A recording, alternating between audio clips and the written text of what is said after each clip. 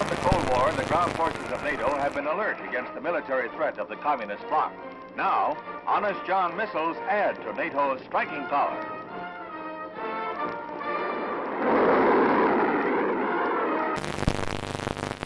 President Kennedy begins a tour of 4 space installations at Huntsville, Alabama, where he is greeted by Dr. Werner von Braun, space pioneer and director of this research and development center. The missiles on display are dwarfed by the mighty Saturn rocket. This booster is the first stage of the rocket that will put the 3-man Apollo capsule into a 2-week orbit of the Earth in 1964. Preliminary to a lunar shoot. Gemini, which was developed here, will allow 2 men to orbit the Earth for 2 weeks and will be used for experiments in outer space rendezvous and docking missions. This winds up the President's first-hand look at our space program and our progress in the race for space. This deficit comes from a recession. If we can take the proper action in the proper time, this can be the most important step we can take to prevent another recession. That is the right kind of a tax cut, both for your family budget and the national budget. Chiang Kai-shek, leader of the peoples of Free China on the island of Taiwan, heads the celebration of the 50th anniversary of the overthrow of the Manchu dynasty. 11 million Chinese, strong with their dream of someday wresting their homeland from the communists, are marking the day that saw the end of 4,000 years of monarchy in China.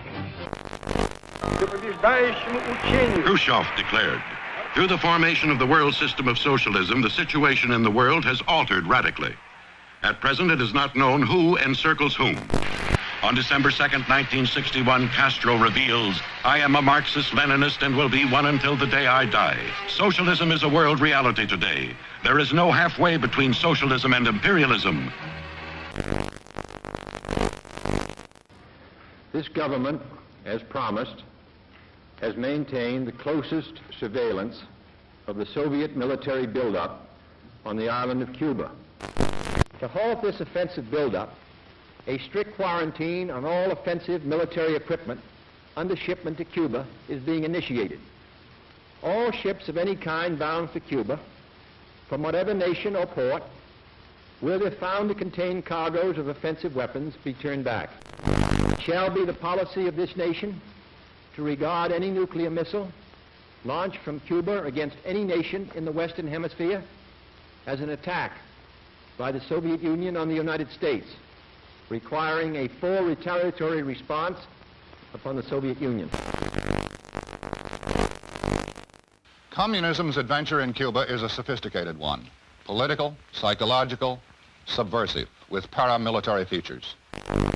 Can a democratic society, wherein the right to know and the value of knowing are basic, can a democratic society wage successful political, psychological, subversive warfare against communism? Leather is falling into step in the fall fashion parade. Finished in an explosion of rainbow colors, leather has been styled into smocks and sheath-top skirts like this eye-stopping pair.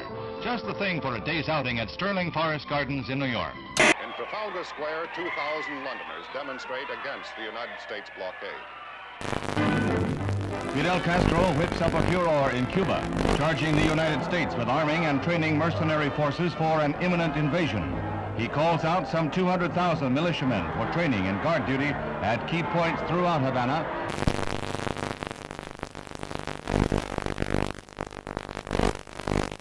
Khrushchev happily receives a gift of the Cuban flag as he lines up with a solid endorsement for the home-brewed anti-Americanism of Fidel Castro, the Soviet sole Western Hemisphere ally.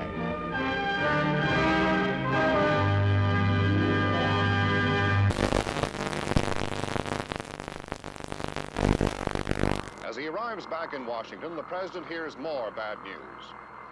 China has just invaded India. Is this part of a two-pronged communist assault?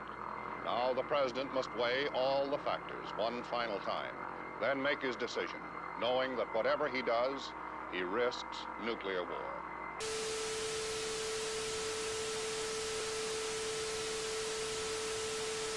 Meanwhile, the United States continues to reinforce its Cuban base at Guantanamo Bay, the naval depot that Castro wants the U.S. to give up. These Marines have been assigned the job of protecting the base against any Cuban threats that might arise during the present crisis. Mr. President,